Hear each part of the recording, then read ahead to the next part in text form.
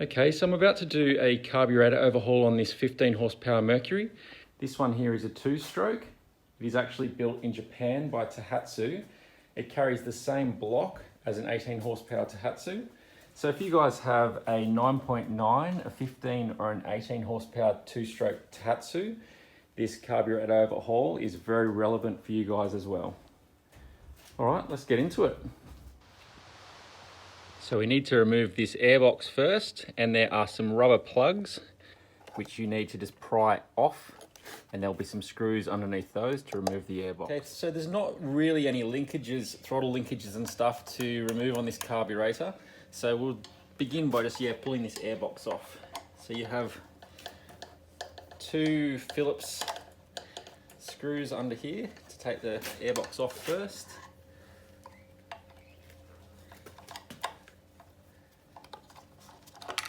All right. There is 2 10mm bolts here, which need to be removed to remove the carburetor. But before that, I'll just take the fuel line off. Just remove that little clip. And with the fuel lines, it's best to pry them up from the bottom instead of pulling them, because you can actually damage the nipple on that fuel pump. So yeah, pull that off from this side. It's a much better way to do it. Okay.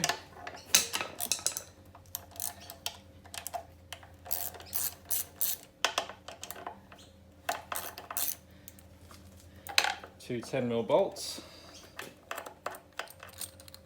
and you should have a gasket in between the two, which on these ones is a rubber seal. So that's it, carburetor's off. Okay, so let's get into the overhaul on this. All right. Let's put things neatly aside. Okay, let's take the float bowl off first. There's 4 Phillips screws underneath here.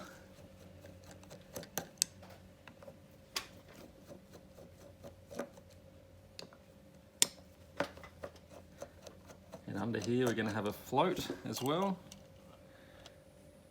which is here. So you can look inside here. See, this one's actually looking very, very clean, which is a good sign. You just, as you pull apart a carburetor, look to see if there's any little bits of junk floating around. Anything floating around inside a carburetor is going to get stuck in these jets. So this is the high-speed jet, and under this one is the low-speed jet. So that's the low-speed jet there. Don't lose your little rubber stop there. Won't run without that. Okay, so I'll remove this float now. So you just need to undo this screw here. Don't need to go all the way. And then that shaft can just sort of step out sideways. And that there is the fuel stop pin. We'll just settle this stuff neatly aside in order so you don't lose anything. Okay, so let's remove the high speed and the low speed mixture jets now. Choose the appropriate size screwdriver for these. Don't try and use a small one, because these are only made of brass, and it's very easy to damage those. So that's the high speed jet. That looks clean to me. I'll get a smaller screwdriver and I'll take out the low speed jet. I'll just tip that out. That's also looking clean. So under the high speed mixture jet, there's actually another piece which is good to take out and clean, has some holes in it. So I don't know if you can see inside here, it pokes up inside there. So you can just press it down with a screwdriver and it should pop out. And if it doesn't, you can grab a block of timber or something, try and just tap it on the edge of something there so that the that part can pop out. That one was very stuck actually. You can see that part actually has some holes that need to be cleaned. this is looking very clean. Okay, on the top of the carburetor is a cover plate, and under that there's a few little holes which the idle mixture speed screw here feeds. You need to make sure they're clear of debris as well. So you can see I'm just making sure I'm putting everything in a neat pile here. Okay, you don't want to lose this rubber under that plate either. So those little holes in there need to be clean as well. We'll remove this idle mixture screw. Might as well use a screwdriver. It's quicker. Okay. And I'll take that little block there out now. Otherwise I'll lose it when I'm using the compressor. All right, so that's stripped down, carburetor body now. What we'll do is we will take the fuel pump apart now. So what we need to do is undo these 4 screws on the side, because there can be debris that has come through the actual line from the fuel filter, and the debris can actually go into the fuel pump, obviously, and then right through the whole system.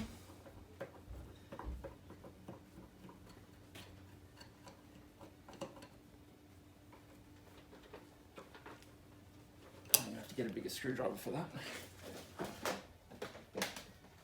I just had to get a bigger screwdriver for these ones that are a bit seized in.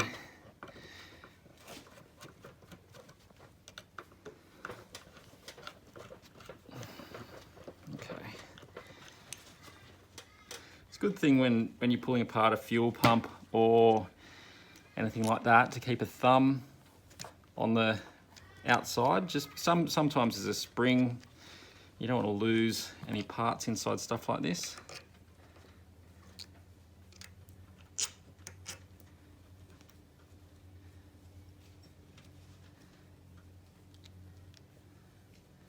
Try and keep it in the same order as you pull it apart. You need to also, when you push this off, be careful not to split any of the gaskets. Okay, that's all good. I can actually leave this one on because that is just fed by the vacuum on the motor. On the other side of this isn't connected to the carburetor. This is just connected to the vacuum on the motor. So yeah, that's fully stripped down enough, and we'll get into cleaning them.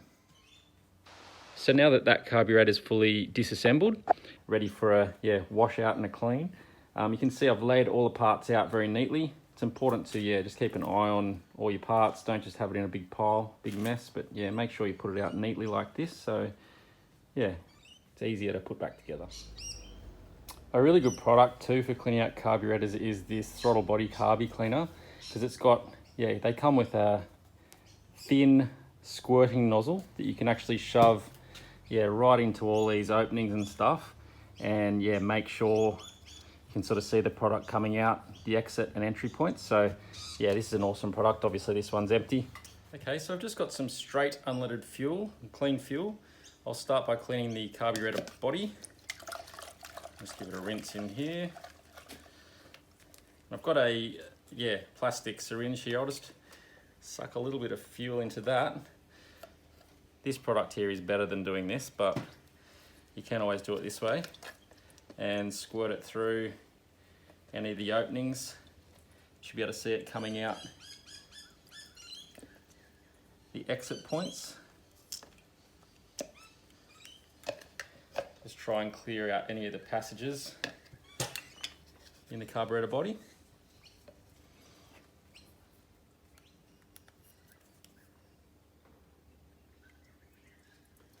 So I'm looking for that fuel exiting. So that's good. I've also got some compressed air set up here. So I will blow all these holes out.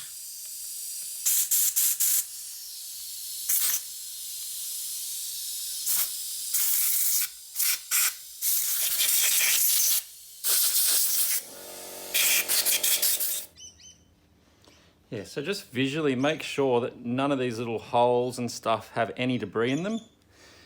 And yeah, try and make sure with your compressed air that you can blow through every passageway. So that looks very good now. So what we'll do is we'll get on and we'll clean all of the jets and stuff, and we can actually just restart installing everything back into that now. So we'll start with that part there.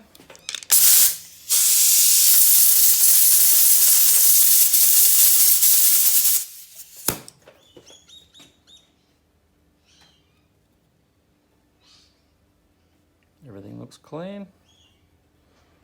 So that goes in that way.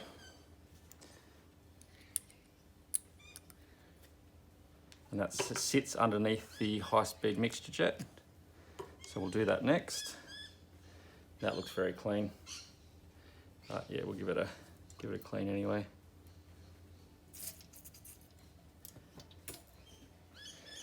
And a blow.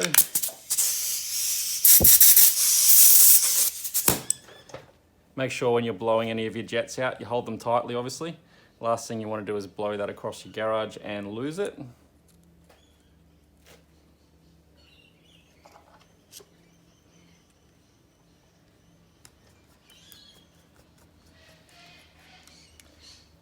So you don't actually need to do these super tight. Yeah, just nip it up and that's about it.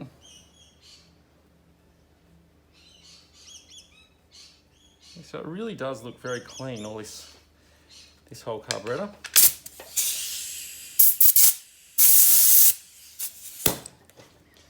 So low speed, put that back in.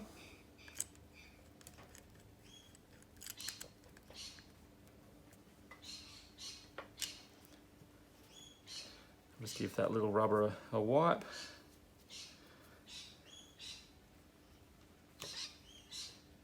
Okay. Make sure you don't forget to put that back in, because the low speed jet needs to suck fuel from a certain place, and if that's not in, it'll be sucking it from the bowl and it just won't work. So next we will clean up the float. Don't lose your little stop or the pin.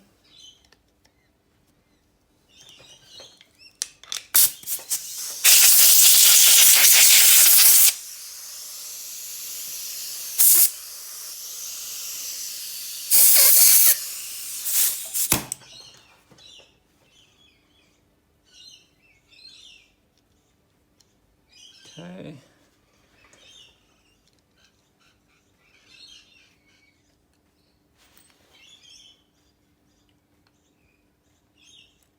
Just drop that back in. Tighten that screw there back up. Awesome. So you can see how that works is the carburetor sits up this way, and when the float bowl, which sits under, is empty, this drops down and that stop pin is pulled down and fuel flows in. And then when the fuel fills up in here, this floats up and stops the fuel from coming in. So yeah, nice simple little mechanism there.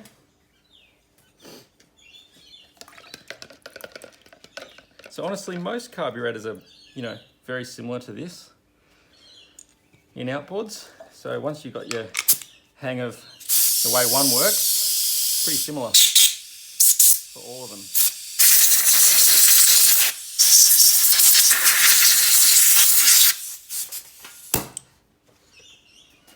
Okay, I did have a peek under that.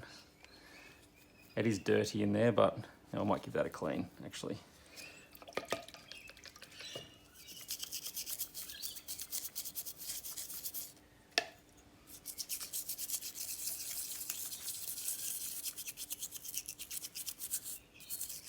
So most of the time, if you're careful, you can reuse the same gaskets when you're doing a carburetor overhaul.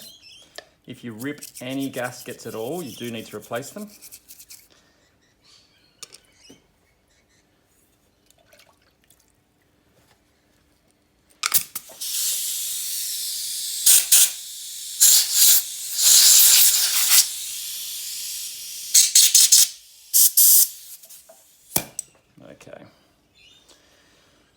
All right, we can put that back on now. Everything in here is sorted. Just do a mental check. That's tightened. That's tightened. We know we have our idle mixture jet in there and all good. So that can go back on. Make sure our gasket here is sitting in the right spot. I might actually do it this way up. All right. And put our 4 bowl screws back in.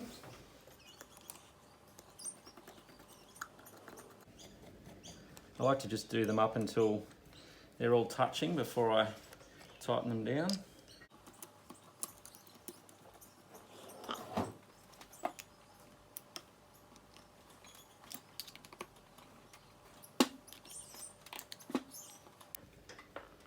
All right, that's good. Okay, we'll put the fuel pump back together now.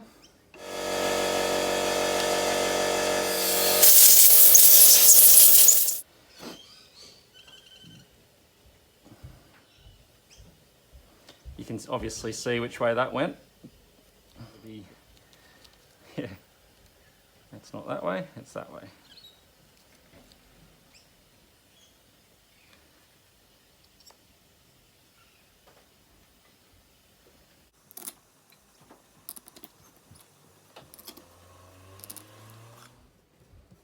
So that, as you can see, there's not really that much to doing a carburetor overhaul. It's really just, if you're careful, it's just pulling it apart, making sure there's no debris inside the carburetor or the fuel pump, and putting it back together.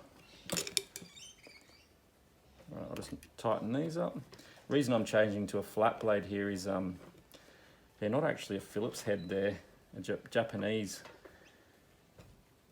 Yeah, it's slightly different than a Phillips, so it's quite easy to strip them out if you're using a standard Phillips screwdriver. I should grab a set of the Japanese ones, but... All right, we'll get this top back on and the rubber stop.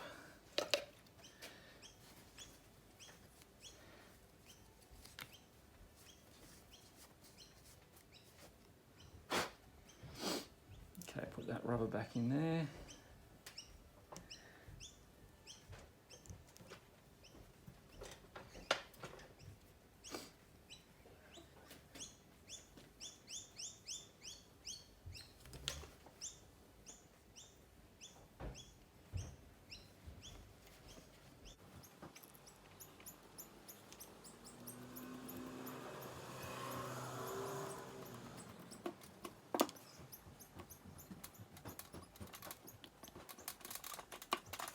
Okay, and idle mixture screw.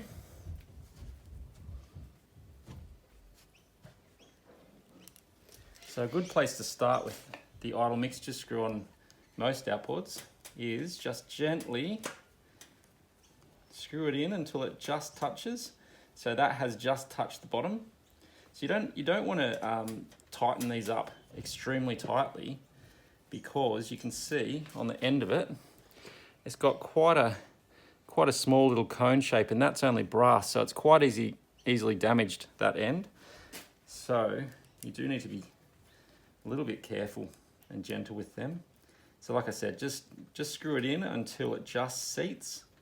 So that just touched there, I'm really not tightening that tight. And from there, come back 1.5 turns. So half, 1.5. So 1.5 turns back out is normally a pretty good place to start your tuning. So cool. Well, we'll whack this back on the motor and we'll run through, tuning this up. Easy. So as you reinstall your carburetor, there is one linkage which does need to be put on, which is this one, and that just slides into that part there of the carburetor. So as this goes on, it's very easy. Just slip that in there, like that. And then you can do up your 2 bolts. And as you do that, make sure that that gasket at the back of this carburetor, in between the carburetor and the reed block cover, is still there and in position. Awesome. As you just tighten those bolts back up. Again, you don't have to go very, very, very tight. Just do them up firmly and that's it. All right, so that's it. Carburetor back on. You can see that cam there is connected to that, and that actuates your carburetor. Okay, so next we'll put the airbox on. You can see I've already got the Phillips screws mounted into that body there. These ones actually have the choke mechanism as part of the airbox here. So you can see down here, the choke down here actually has a slot in it, and that pin there needs to go down in the slot as you install this, and also that hook there needs to go onto this roller on the choke butterfly. So yeah, just as you put this down, just make sure you line all those things up. It's not hard. There you go. You can check it works before you commit to screwing it on as well. Okay.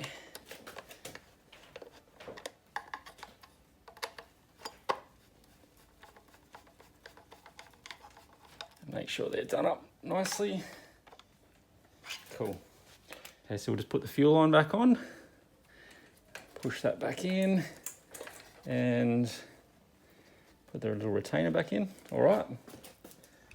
There we go. So that's Carbi overhaul done, fuel pump overhaul done.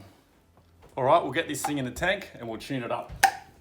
Okay, so I've got this motor in the test tank now, so we'll tune it up. You do need to have the motor basically in a test tank to tune them properly, because the back pressure when the leg's in the water is different to if you're running it on the muffs. So the final tuning you may need to do when you're on the water with the boat. But anyway, we've connected the tank now, and we will prime that up. So just prime the fuel into the carburetor. There we go. You shouldn't have fuel spurting out anywhere, obviously. Okay, got our kill lanyard on, choke out, put it up to start.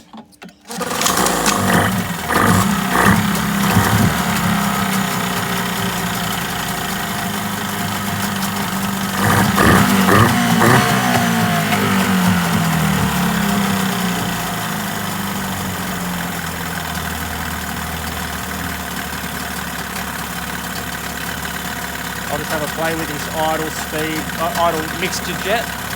So let's go in a bit.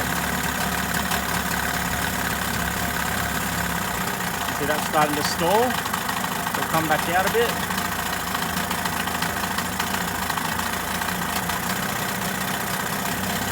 If you come out too far, it'll start running rough. Yeah, so that's running pretty rough there.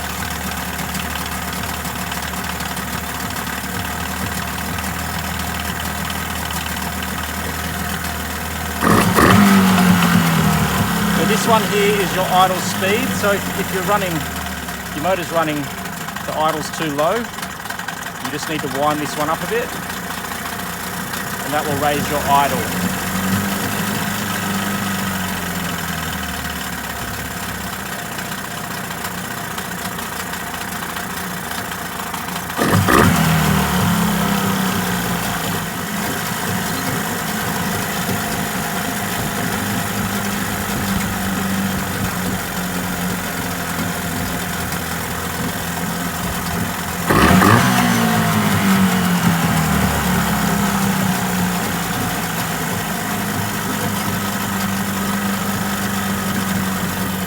Well, I reckon that's running pretty sweet now, so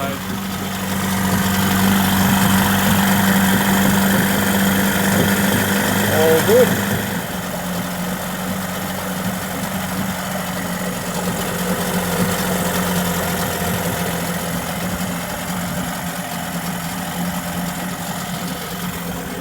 Cool. Thanks for watching. Hopefully this helps. Cheers. See ya.